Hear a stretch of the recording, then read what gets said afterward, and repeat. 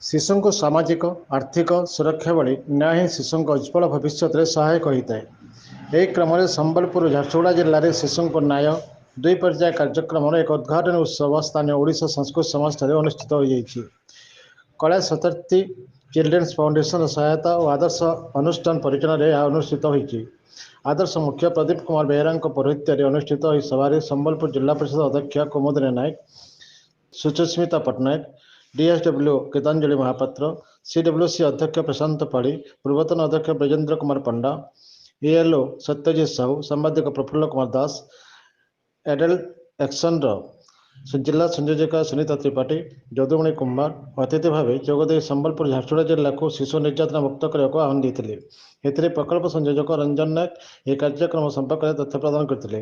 ଏହି କାର୍ଯ୍ୟକୁ ଶିକ୍ଷାବିତ୍ ରାଜେନ୍ଦ୍ର କୁମାର ପଣ୍ଡା ସଞ୍ଚାଳନ କରିଥିବା ବେଳେ କ୍ଷେତ୍ର କର୍ମଚାରୀମାନେ ତାଙ୍କର ଅଭିଜ୍ଞତା ପ୍ରକାଶ କରିଥିଲେ।